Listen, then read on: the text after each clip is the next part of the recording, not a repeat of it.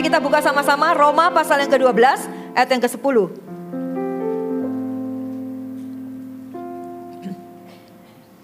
Roma pasal yang ke-12 ayat yang ke-10. Yang sudah dapat katakan amin. Kita baca sama-sama ayat ini. Roma pasal yang ke-12 ayat yang ke-10. 2, 3. Janganlah hendaknya kerajinanmu kendor. Belum sama-sama semuanya dengan suara yang semangat, dengan suara yang keras. 2, 3. Janganlah hendaknya kerajinanmu kendor. Biarlah rohmu menyala-nyala dan layanilah Tuhan. Firman Tuhan ini mengingatkan kepada kita bahwa janganlah hendaknya kerajinan kita ini kendor. Ya. Apa yang menyebabkan kerajinan kita kendor? Ada banyak faktor, ada banyak hal. Ya, termasuk yang salah satunya adalah apa yang kita alami, proses kehidupan, mungkin tantangan atau pergumulan seringkali membuat kerajinan kita ini kendor. Ya. Mungkin yang suami istri hari ini yang dulunya on fire dengan Tuhan dan sungguh-sungguh melayani Tuhan, tapi tiba-tiba setelah menikah punya anak, ya. Mungkin susah untuk mengurus anak, tidak ada waktu lagi. Kerajinannya mulai kendor, ya, tidak bisa mengatur waktu dengan baik dan sebagainya. Janganlah hendaknya kerajinan kendor, kata Tuhan. Biarlah roh kita menyala-nyala dan layanilah Tuhan.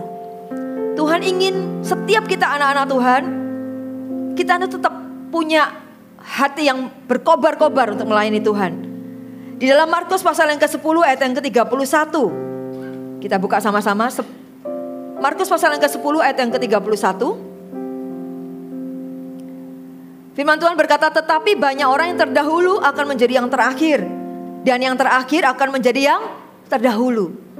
Nah, ayat ini mengingatkan kepada kita bahwa kita ini harus berhati-hati dengan hidup kita. Kalau hari ini kita nggak on fire dengan Tuhan, kita nggak sungguh-sungguh dengan Tuhan, kita bisa saja menjadi orang yang nanti akhirnya kita mendapati diri kita menjadi orang yang terakhir, padahal kita ini sudah lama mengikut Tuhan. Kalau saya bertanya berapa tahun kita hari ini mengiring Tuhan, menjadi orang Kristen, menjadi anak-anak Tuhan yang pergi ke gereja tiap hari Minggu, berapa lama? Berapa tahun? Pasti ya sudah banyak yang belasan tahun juga mungkin. Ya, KTP kita mungkin sejak kita masih kecil mungkin sudah Kristen, ya. Kita mungkin adalah orang-orang yang terdahulu. Ya, kita mungkin melayani Tuhan juga. Tapi kalau kita nggak menjaga roh kita menyala-nyala, kalau kita nggak menjaga hidup kita nggak tetap rajin untuk melayani Tuhan, saudara, maka kita akan dikatakan menjadi yang terakhir. Tetapi yang terakhir akan menjadi yang terdahulu. Siapakah yang terakhir itu yang akan menjadi terdahulu? Mungkin anggota-anggota CG kita yang hari ini mereka adalah orang-orang yang baru di tengah-tengah kita, baru join, baru bertobat bahkan. Tapi mereka tuh on fire, mereka tuh kepingin haus dan lapar cari Tuhan. Mereka sungguh-sungguh ingin mencari firman Tuhan dan mereka ingin bertumbuh secara rohani. Firman Tuhan ini mengingatkan saya ketika merenungkan ini, saya berkata sama Tuhan, Tuhan, saya mau tetap untuk mengasihi Tuhan sampai seumur hidup saya. Tolong saya supaya saya sampai akhir. Saya menjadi orang yang terdahulu, gak mau jadi yang terakhir. Saya yang terdahulu mengenal Tuhan, saya juga ingin yang terdahulu. Ya terus gak mau jadi yang ketinggalan istilahnya. Saya mau ingin terus ada di dalam kegerakan Tuhan. Seperti doa kami kepada Tuhan. Kami berdua suami istri, kami berdoa, Tuhan, kalau Tuhan ingin melakukan kebangunan rohani di gereja ini, Tuhan ingin melakukan kegerakan yang besar di gereja ini, jangan tinggalkan kami. Kami mau ada di dalamnya. Walaupun mungkin usia kami sudah tidak before 30 lagi. Oh, kayak Ko Philip gitu kan. Tidak before 30 lagi, sudah kepala 5 semua gitu kan. Ya, siapa yang sudah kepala 5 nih ya? Maaf ya, banyak ya mungkin ya. Yang lebih tua dari saya juga banyak. Tapi saya sekarang ini sudah merasakan kekuatan saya tidak seperti dulu ketika saya ini masih AOG gitu kan, usia-usia AOG gitu kan. Saya di Morseron sudah mulai tahun 1998 ya. Hari ini sudah berapa tahun melayani Tuhan. Tapi ya walaupun usia sudah tua hari ini, maksudnya sudah tidak muda lagi gitu kan. Tapi semangat yang di dalam ini tetap on fire, tetap muda. Katakan amin. Amin. Setiap kita juga sama. Ya ketika Tuhan pakai kita itu, Tuhan tuh gak pilih-pilih. Tuhan gak cari orang yang muda sekali. Atau Tuhan juga gak cari yang tua. Tuhan pakai kita semua. Bahkan orang yang tua sekalipun itu hari-hari ini dibangkitkan Tuhan. Para senior kita hari ini di mana-mana luar biasa. Berikan tepuk tangan buat senior kita yang ada di timur juga, luar biasa. Sudah ada ibadahnya ya. Puji Tuhan, luar biasa antusiasnya. Sampai seperti itu, sampai usianya sudah tidak muda lagi, tapi hatinya itu tetap on fire dengan Tuhan. Dan itu yang harus kita terus ada di dalam hidup kita, ya, biar roh kita tetap menyala-nyala. Nah, orang-orang yang terdahulu akan menjadi yang terakhir, dan terakhir akan menjadi terdahulu. Ya, yang terakhir, yang dikatakan orang yang terdahulu akan menjadi yang terakhir. Tetapi yang terakhir baru bertobat, baru join. Ya, mereka menjadi orang-orang yang terdahulu.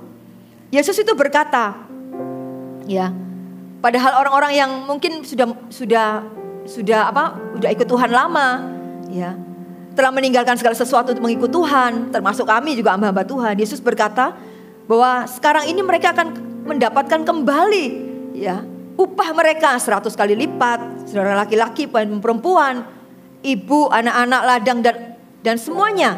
Tuhan itu tidak pernah berhutang kepada kita, ya. Dan Tuhan ingin kita ini tetap pada tracknya Tuhan, on fire dengan Tuhan.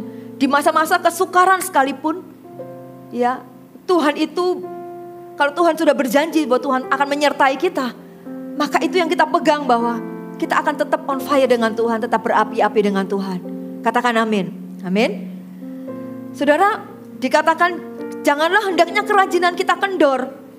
Di terjemahan lain itu artinya adalah bekerjalah dengan rajin, jangan malas, bekerjalah untuk Tuhan dengan semangat yang dari Tuhan. Ya, semangat itu bukan datang dari keadaan yang di luar kita, atau bukan karena umur kita masih muda terus kita semangat, terus yang tua terus nggak semangat. Bukan. Semangat itu artinya adalah semangat yang dari Tuhan, bahasa aslinya.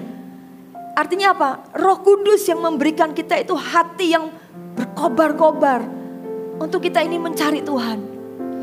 Beberapa waktu yang lalu saya mengunjungi kota-kota perintisan yang ada di Kalimantan. Ya, yang rata-rata mereka adalah orang-orang yang haus dan lapar mencari Tuhan. Kami ke daerah Batu Licin, barusan kami dari sana beberapa waktu yang lalu. Perjalanan yang cukup panjang, kami dari sini naik pesawat ke Banjarmasin. Karena untuk mengirit biaya, karena masih perintisan, pesawatnya cukup mahal. Ya, one way itu bisa 5 juta lebih murah ke Singapura kan gitu. Ini ke sana itu PP itu bisa 5 juta satu orang. Saya bilang no. Saya bilang kita tempuh jalan darat aja. Ya, keuangan kita atur supaya bisa untuk sewa gedung dan sebagainya. Jangan dihabiskan untuk naik pesawat, enggak apa-apa. Kami capek-capek dikit enggak apa-apa. Yang penting jemaat bisa beribadah. Setelah itu kami sampai di Banjarmasin, kami naik mobil 7 jam. 7 jam ke Batu Licin, dan di situ jalannya cukup terjal juga, naik rusak gitu ya. Terus satu kali bisa lewat tambang kiri kanan, itu tambang, kita berjalan di tengah-tengahnya gitu kan. Melihat kiri kanan itu sudah benar-benar tambang gitu kan. Berjalan di tengah-tengahnya itu seru juga gitu ya. Sampai di sana tiba-tiba kami bertemu dengan jemaat Tuhan yang on fire gitu. Mereka haus dan lapar kelihatan sekali. Mereka tuh bertanya, terus mereka tuh rindu. Kita CG, kadang-kadang CT dan sebagainya. Tiba-tiba merasa apa yang kami tempuh selama 7 jam itu tiba-tiba sudah lenyap. Melihat bertemu dengan jemaat sukacita. Roh kita ini terus menyala-nyala dan berapi-api. Rasanya apa yang kami lakukan itu gak percuma.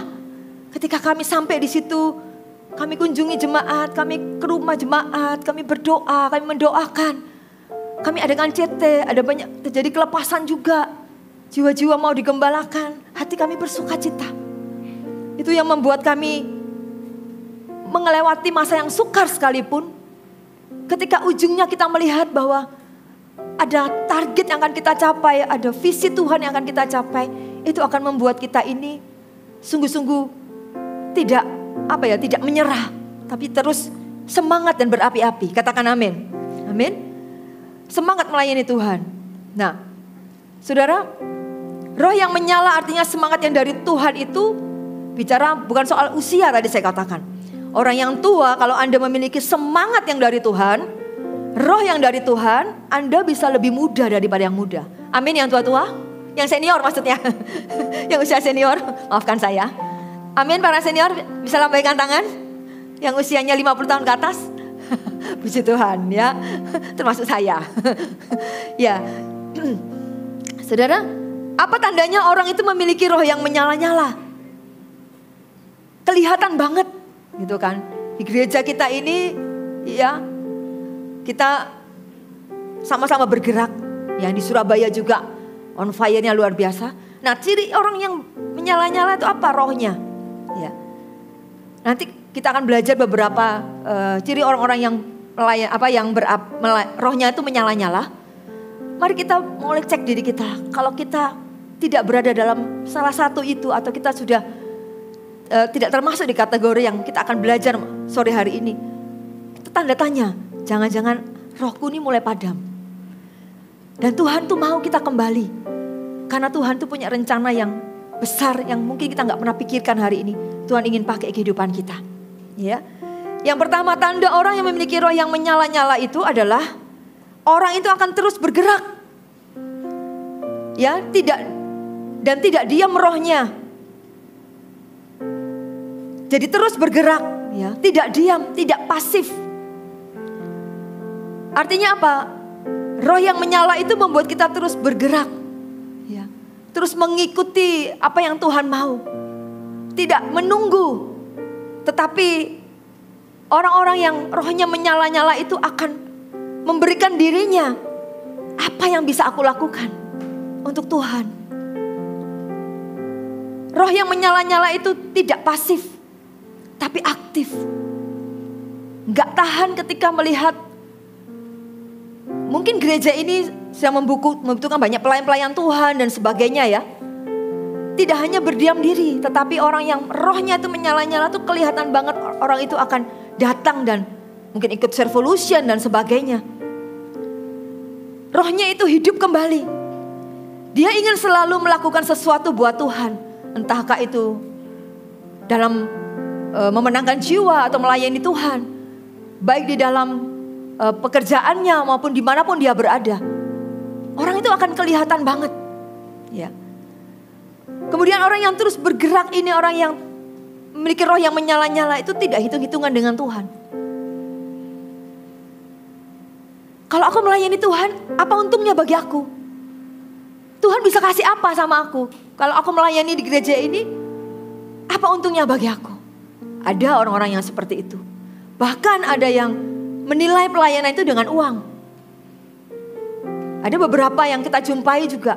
Ketika mau masuk pelayanan, dia dengan terang-terangan berkata, gereja bisa bayar berapa sama kita? Saudara, kita gak punya nilai seperti itu. Kalau kita mau melayani Tuhan, melayanilah dengan hati yang murni, katakan amin. Bukan berdasarkan apa yang gereja bisa berikan kepada kita.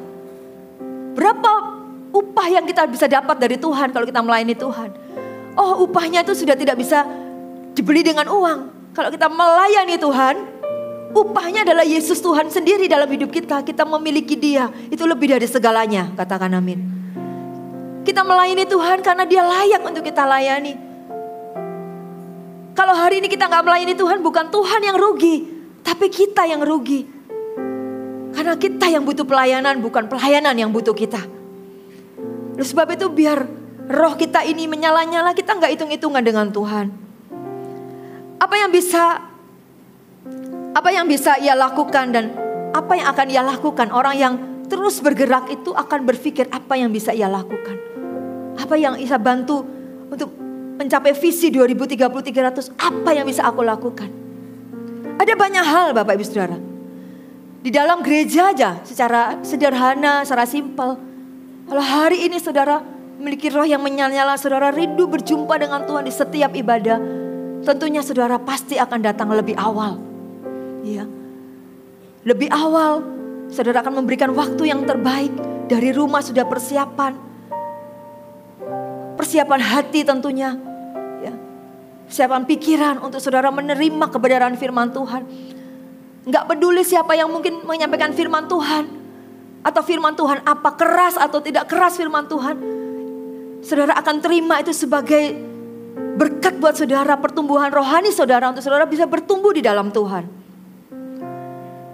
Saudara akan mencari tempat yang terbaik, bawa keluarga saudara untuk beribadah. Itu ciri orang yang bergerak, ya. Ciri orang yang aktif, memiliki roh yang menyala-nyala, tidak pasif. Tapi beda kalau rohnya mulai padam, ya itu sudah kelihatan banget. Ke gereja itu perlu didorong-dorong, ya. Banyak sekali alasan, harus dimotivasi terus dan sebagainya. Di CG mungkin dicanangkan kita akan CG Fun memenangkan jiwa. Mungkin ada yang ngomong, kenapa kok penjangkauan lagi gitu kan. Memenangkan jiwa lagi. Saudara, cek. Kalau hari ini kita mulai komplain seperti itu, saudara, tanda mungkin roh kita mulai padam.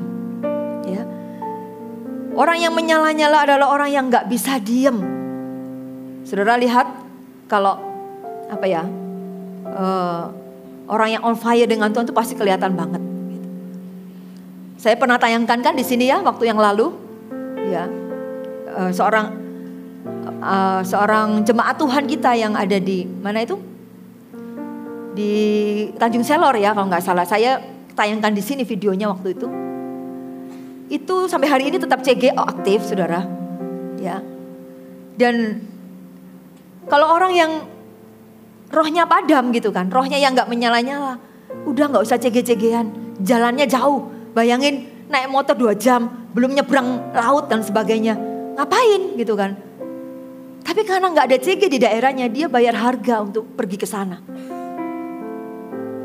Saya sangat angkat topi bagi jemaat Tuhan yang luar biasa, yang mau bayar harga. Yang sampai di sana itu untuk CG beberapa jam, dia harus menempuh perjalanan yang cukup jauh. Ini tanda-tanda orang yang rohnya itu menyala-nyala.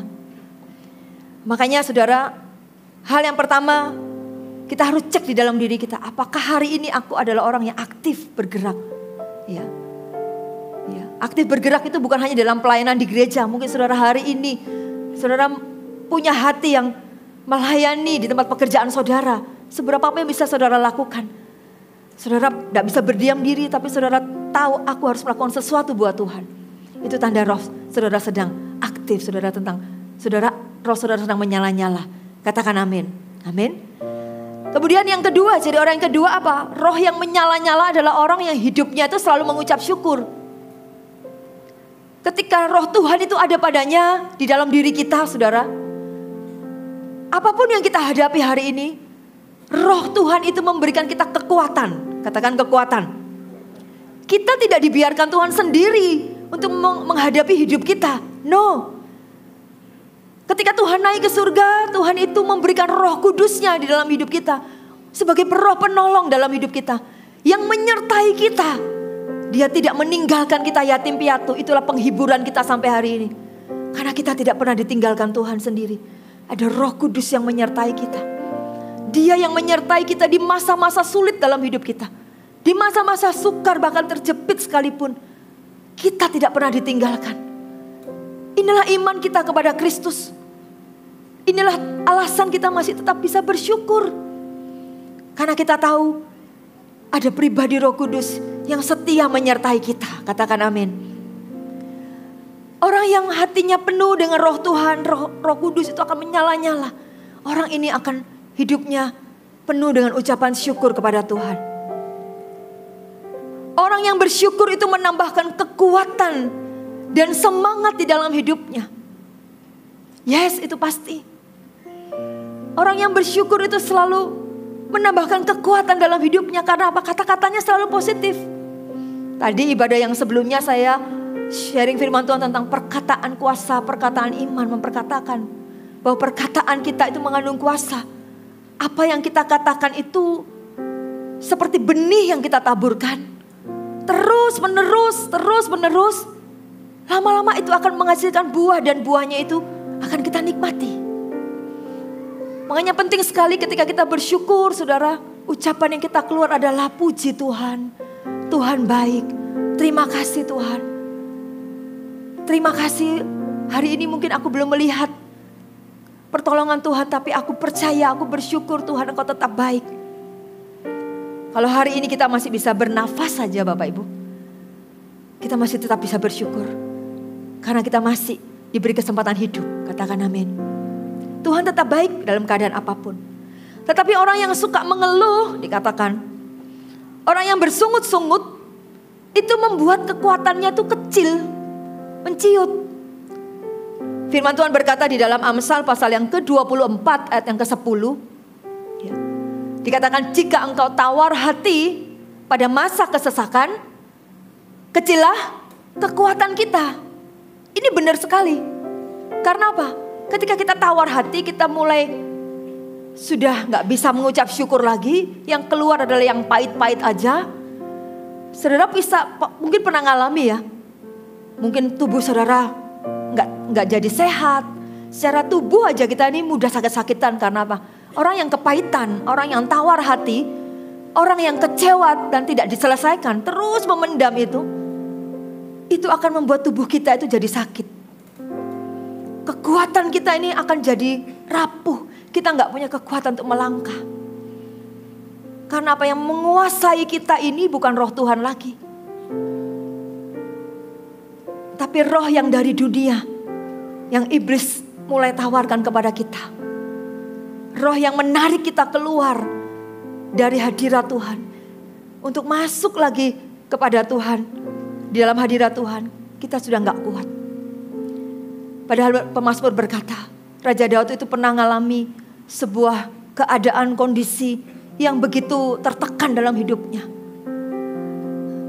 Tapi di tengah-tengah kondisi itu, Raja Daud berkata di dalam Mazmur, sampai aku masuk ke tempat kudus-Mu ya Tuhan, aku menemukan kekuatan yang baru.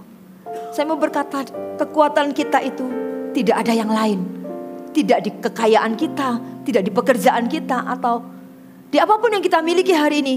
Karena kekuatan kita hanya satu, yaitu ada di dalam Kristus Yesus Tuhan. Amin. Kekuatan kita ini akan semakin diperbaharui.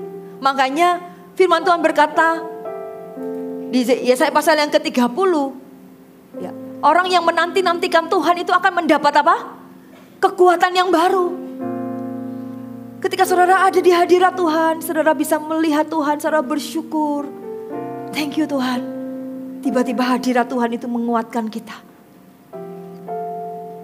Hadirat Tuhan itu yang memampukan kita untuk berjalan, ya, menghadapi kehidupan kita yang tidak mudah ini. Orang yang menyala-nyala itu akan melihat sebuah proses sebagai ujian Tuhan supaya ia naik level. Ya. Hatinya penuh ucapan syukur. Makanya setiap ujian yang Tuhan izinkan terjadi, proses yang Tuhan izinkan terjadi, dia itu bisa melihat dari cara pandang Tuhan.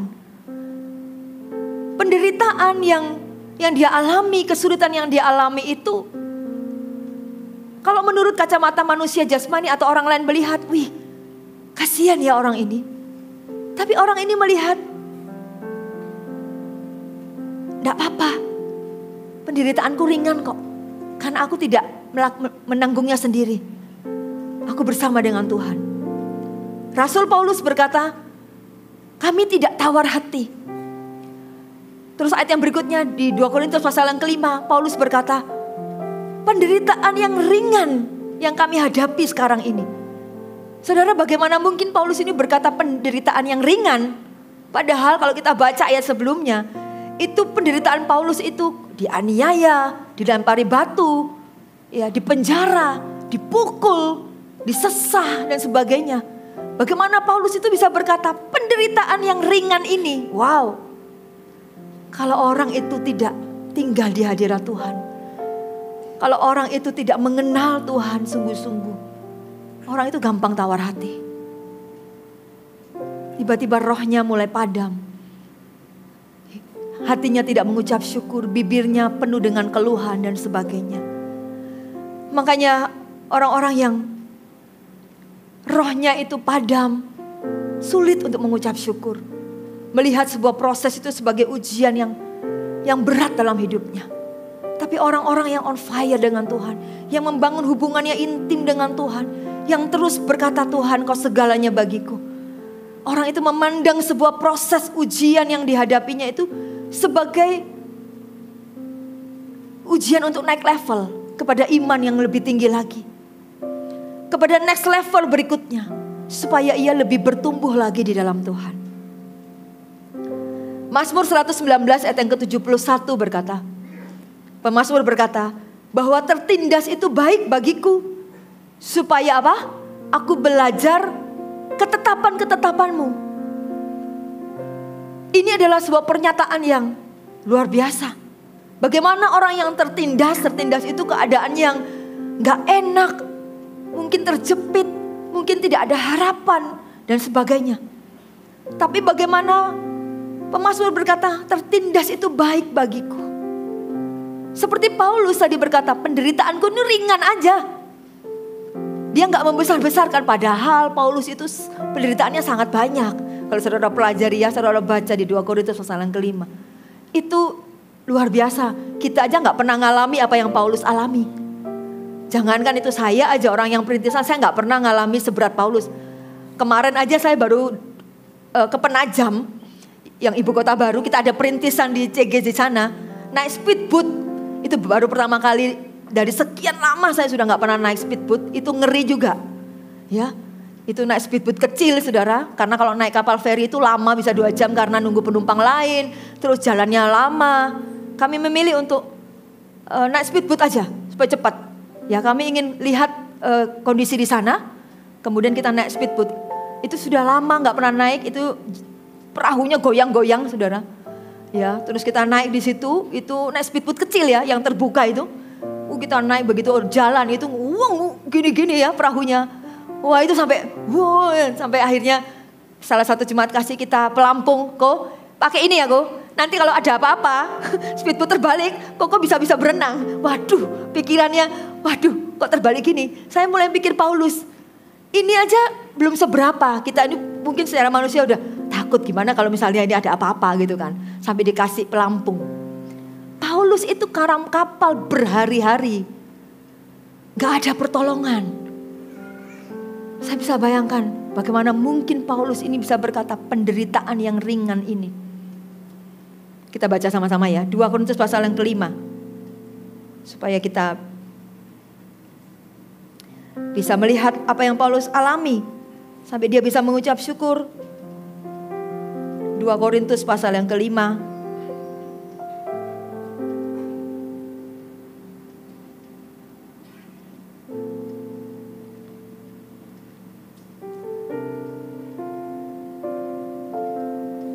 Ayat yang ke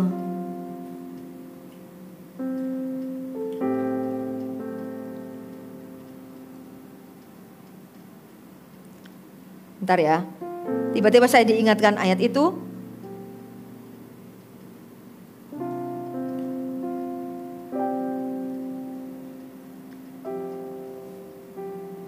Dua Korintus pasal yang keempat, ayat yang ke-16. 2 Korintus pasal yang keempat, ayat yang ke-16. Dikatakan sebab itu kami tidak tawar hati, tetapi meskipun manusia lahiriah kami semakin merosot, namun manusia batiniah kami dibaharui dari apa? Sehari ke sehari. Ini loh kuncinya. Sebab dikatakan penderitaan ringan yang sekarang ini, wow, mengerjakan bagi kami kemuliaan kekal yang melebihi segala-galanya, jauh lebih besar daripada penderitaan kami. Dalam perkataan Paulus ini benar-benar luar biasa. Karena kalau kita baca ayat sebelumnya itu benar-benar pelayanan Paulus itu tidak mudah. Tapi Paulus tetap menjaga hatinya untuk tidak tawar hati. Tetap mengucap syukur. Kekuatannya ada di mana? Dikatakan manusia lahiriah kami. Yang di dalam ini loh, yang tidak kelihatan ini. Itu kami bangun setiap hari. Tidak merosot. Ya, tapi dibaharui dari hari ke hari. Dari hari ke hari. Terus membangun hubungan intim dengan Tuhan. Di situ dia bisa melihat dengan kacamata Tuhan. Bahwa penderitaan yang dia alami. Kesulitan dalam pelayanan yang dia alami. Kesulitan dalam hidup yang dia alami. Dia bisa melihat terbalik. Bukan sebagai penderitaan yang berat, tapi penderitaan yang ringan. Yang dikatakan mengerjakan bagi kami ini kemuliaan yang kekal. Oh, dia bisa melihat kemuliaan Tuhan di balik penderitaan yang dia alami. Kemuliaan yang kekal, yang lebih besar dari segalanya. Lebih besar dari penderitaan yang dia alami. Bapak Ibu Saudara, orang-orang yang punya roh yang menyala-nyala, orang itu akan hidup mengucap syukur atas setiap apa yang dia alami. Bahkan bisa melihat dengan cara pandang Tuhan. Oh, masalahku itu gak seberapa. Pencobaan-pencobaan yang kita alami, firman Tuhan katakan tidak melebihi kekuatan kita. Amin. Makanya kita gak boleh gampang mengeluh dengan Tuhan, gampang kecewa atau sungut-sungut dengan Tuhan. Kita belum seberapa, Bapak Ibu Saudara. Paulus ini luar biasa penderitaannya, kita belum seberapa. Tapi Paulus mengajarkan sebuah teladan. Bahwa dia tidak tawar hati. Tentunya pasti dia mengucap syukur. Rohnya tetap menyala-nyala. Kenapa ujian itu diizinkan Tuhan datang dalam hidup kita? Penderitaan Tuhan izinkan. Supaya kita menjadi orang-orang Kristen yang kuat di dalam Tuhan. Kita menjadi anak-anak Tuhan yang bukan anak-anak gampangan. Tapi anak-anak yang tahan banting. Katakan amin. Saudara, kalau kita mau tahu botol itu tahan banting, diapain caranya? Kita mau tahu ada 7 botol ini. Yang mana yang tahan banting? Diapain Bapak Ibu? Dibanting. Dibanting satu, pecah. Gak tahan banting ini. Lagi yang satu, pecah, gak tahan banting. Yang satu nih, gak pecah. Sekali dibanting, enggak. Ini tahan banting nih. Coba banting lagi, bang. Wah, gak pecah. Sekali lagi, banting lagi, bang. 3 kali gak pecah. Tahan banting ini. Sama kekristenan kita. Tuhan izinkan ujian datang, proses datang, supaya kita menjadi orang-orang yang kuat di dalam Tuhan. Amin. Tahan banting. Enggak jadi generasi stroberi, katanya Pastor Philip ngomong. Generasi stroberi itu gampang patah. Ditegur dikit, marah.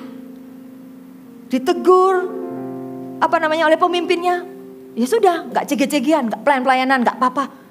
Aku masih bisa yang lain. Ya. Enggak disapa, tersinggung. Enggak disenyumi, pilih-pilih kasih. Saudara, itu kekristenan yang kanak-kanak. Baru ujian seperti itu kita sudah mulai enggak bisa menjaga hati kita. Apalagi ujian yang lain yang hari ini kita hadapi itu. Kalau ujian yang ringan itu tadi kita enggak bisa menang, kita nggak bisa bertumbuh secara rohani, kita mau masuk ujian yang lebih besar lagi, kita akan mengalami kesulitan. Kalau hari ini anak-anak kita yang sekolah, mereka harus menghadapi ujian, tes sekolah, supaya next level, betul? Naik kelas. Ya, yang TK, naik SD naik SMP, SMP naik SMA, semuanya ikut ujian. Nggak ada yang langsung, ya SD, udah nggak usah ikut ujian, kamu lulus naik SMP, nggak ada. Harus ada ulangan, harus belajar. Itu semua ujian. Demikian dalam kehidupan kita. Ujian kita Tuhan izinkan terjadi, bukan Tuhan jahat. Tapi sekali lagi Tuhan izinkan supaya kita menjadi orang-orang yang kuat. Kenapa ujian itu terjadi? Supaya kita belajar menjadi dewasa di dalam Tuhan. Enggak Kristen kanak-kanak, ujian itu membuat kita ini menjadi dewasa di dalam Tuhan. Dan juga membuat hati kita ini murni di hadapan Tuhan. Contohnya Abraham, ketika Abraham itu diberikan janji sama Tuhan, Abraham itu seneng banget dapat anak perjanjian yaitu Ishak. Tapi tiba-tiba Tuhan datang kepada Abraham. Abraham, serahkan anakmu yang tunggal itu. Persembahkan dia di Gunung Moria. Loh, baru dapat berkat Tuhan, anak yang dinantikan 25 tahun. Tiba-tiba Tuhan datang dan berkata, Abraham, persembahkan anakmu. Kata persembahkan itu artinya mati. Artinya sacrifice. Dibunuh, mati, dipersembahkan di gunung Moria untuk persembahan kepada Tuhan. Apa yang Abraham rasakan? Pasti gak mudah. Bayangkan mempersembahkan yang terbaik yang dia punya, yaitu anaknya sendiri. Tapi ujian itu datang kepada Abraham untuk menguji level iman Abraham kepada Tuhan dan hatinya terlebih penting. Hati Abraham, apakah hatinya itu melekat kepada berkat Tuhan atau kepada Tuhan sang pemberi berkat. Kadang Tuhan tuh izinkan ujian itu datang dalam hidup kita. Saudara, supaya Tuhan tuh ingin menarik perhatian kita untuk kita ini bisa memandang kepada Dia. Amin Bapak Ibu. Ujian itu datang itu ya seperti Abraham. Tuhan ini ingin melihat hati Abraham. Tuhan gak kepingin ngambil apa yang Tuhan sudah kasih di hidup kita kok. Tapi Tuhan ingin melihat apakah engkau tetap mengasihiku ketika engkau ada dalam berkat Tuhan yang besar. Makanya seringkali kita ini masuk dalam sebuah goncangan. Zona nyaman kita digoncang oleh Tuhan. Ketika semuanya tenang-tenang saja. Ketika semuanya baik-baik saja. Hari ini kita digoncang. Sesuatu terjadi, kita harus melepaskan zona nyaman kita. Apakah kita hari ini teruji hati kita, iman kita? Ya, Bapak Ibu Saudara. Itu tidak mudah. Abraham tahu apa yang Tuhan mau. Makanya Abraham tidak berpikir. Di firman Tuhan di Kejadian pasal yang ke-22 nanti saudara bisa baca. Abraham tidak berpikir, tidak ngomong Tuhan gak salah tak? Ini kan datang daripada Tuhan, berkatnya kok diambil lagi sih? Abraham gak ngomong gitu. Firman Tuhan berkata, keesokan paginya Abraham membawa anaknya berjalan ke Gunung Moria selama 3 hari. Sepi, tidak ada instruksi dari Tuhan, batal. Tidak ada instruksi dari Tuhan. Abraham, aku melihat imanmu gak jadi ya, pulang aja, gak jadi deh. Karena aku melihat hatimu itu sungguh-sungguh mengasihiku. Enggak begitu. Tuhan mengizinkan Abraham berjalan selama 3 hari menuju Gunung Moria itu. Sendirian dia bersama dengan anaknya, mungkin dia berdoa, Tuhan, kalau mungkin cawan ini lalu daripadaku. Mungkin seperti itu doanya ya. Aku mungkin gak rela anakku di persamaan, tapi karena kasihku kepadamu ya Tuhan, aku rela. Karena itu Tuhan yang minta, karena itu dari Tuhan kembali kepada Tuhan. Tuhan izinkan itu. Tapi sekali lagi ketika Abraham sudah mengikat anaknya, Ishak di atas Gunung Moria itu sudah diikatnya. Anaknya berkata, Papa, di mana kambing dombanya? Gitu kan. Ini sudah ada api, ada kayu bakar, di mana? Gak mungkin kan Abraham berkata, ya kamu itu kambing dombanya. Ya kamu yang tak persembahkan, gak tega ngomongnya. Tapi Abraham berkata apa? Tuhan yang menyediakan. Abraham itu hatinya percaya kepada Tuhan. Mulutnya itu selalu positif dengan Tuhan. Gak komplain dengan Tuhan, gak marah sama Tuhan. Dia menganggap itu sebagai sebuah ujian next level imannya kepada Tuhan. Aku percaya kok, seandainya anakku pun mati di tangan Tuhan, itu baik bagiku karena itu Tuhan yang minta. Aku percaya kepada Tuhan. Tapi Tuhan itu melihat hatinya Abraham. Tuhan berkata, begitu Abraham mau bunuh anaknya, Tuhan berkata, stop, aku melihat hatimu. Tiba-tiba ada kambing domba sudah disediakan. Saudara, ujian itu datang dalam kehidupan kita, supaya kita bisa melihat Tuhan itu membawa kita next level lagi dengan Tuhan. Ujian itu datang dalam hidup kita supaya kita menjadi dewasa di dalam Tuhan. Supaya hati kita itu tetap murni di hadapan Tuhan. Bukan sekedar berkat yang kita terima, tapi hati kita itu tidak melekat kepada harta, hati kita melekat kepada Tuhan. Katakan amin. Amin. Yang terakhir saudara, bagaimana roh kita menyala-nyala, cirinya adalah kita adalah orang-orang yang pantang menyerah. Orang yang memiliki roh yang menyala-nyala memiliki semangat pantang menyerah. Dan terus mencoba dan mencoba. 2 Tawarikh pasal yang ke-15 ayat yang ke-7 berkata. 2 Tawarikh pasal yang ke-15 ayat yang ke-7 berkata, tetapi kamu ini kuatkanlah hatimu. Jangan lemah semangatmu. Jangan patah semangatmu. Dikatakan karena ada upah bagi usahamu. Firman Tuhan itu buat kita hari ini. Kuatkan hatimu ya. Jangan lemah oleh karena persoalanmu. Tetap semangat. Jangan biarkan rohmu padam. Jangan biarkan rohmu itu mati. Roh Kudus ada di dalammu itu biarkan terus menyala. Pengharapan itu gak boleh padam. Biar matamu terus memandang kepada Tuhan. Karena dikatakan ada upah bagi usaha. Ketika kita semangat, kita melakukan dengan antusias, maka ada upah bagi usaha kita. Upahnya apa? Kekuatan Dia berikan kepada kita. Katakan amin. Jalan keluar Dia berikan buat kita. Yang gak pernah kita duga. Yang gak pernah timbul dalam hati kita. Gak pernah kita pikirkan dan kita bayangkan. Gak pernah kita dengar. Tuhan berkata, aku sediakan bagi orang-orang yang mengasihiku. Orang-orang yang semangat hidupnya. Membuat Tuhan juga semangat untuk memberkati dan mencurahkan berkatnya dari surga. Tapi orang yang patah semangat, dikatakan orang yang patah semangatnya, itu mengeringkan tulang. Siapa yang bisa membangkitkan orang yang patah semangatnya? Kalau bukan dirinya sendiri. Tapi orang-orang yang bersemangat dikatakan orang-orang itu akan menerima upah. Ada kekuatan, ada sukacita di dalam menghadapi kesulitan, kesesakan dalam hidupnya. Di dalam ayat yang terakhir, Mazmur 84 ayat yang ke-8. Mereka akan berjalan makin lama makin kuat hendak menghadap Allah di Sion.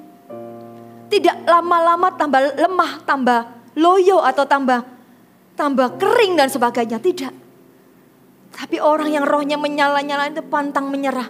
Dia dikatakan berjalan makin lama makin kuat. Makin lama makin kuat. Karena apa? Karena dia melihat Tuhan. Karena dia tahu bahwa Allah yang menyertainya adalah Allah yang besar. Allah yang tidak pernah meninggalkan. Saudara, hari ini kita melihat pertolongan Tuhan dalam kehidupan kita. Di seluruh pelayanan kita, baik dari Surabaya maupun di tempat perintisan, saya melihat. Saya secara pribadi, saudara. Saya melihat ada sebuah kekuatan yang saya rasakan. Saya percaya itu kekuatan doa jemaat. Ya. Jemaat yang ada di selatan itu terus mendoakan kami.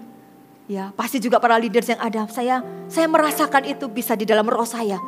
Ada sebuah kekuatan yang ekstra. Kalau secara fisik kami itu lelah, capek. Karena usia kami tidak muda lagi. Ya, tidak semuda dulu maksudnya. Ya, hari ini tetap on fire kan. Tapi ya saudara, yang kita rasakan ada sebuah kekuatan yang kita gak bisa omong. Tiba-tiba ada semangat dan kita ini gak mau menyerah. Sampai melihat visi itu digenapi. Tantangan banyak, kesesakan banyak. Tapi satu hal ini yang gak boleh kita lupakan. Semangat kita tidak boleh mundur, katakan amin. Semangat kita gak boleh patah.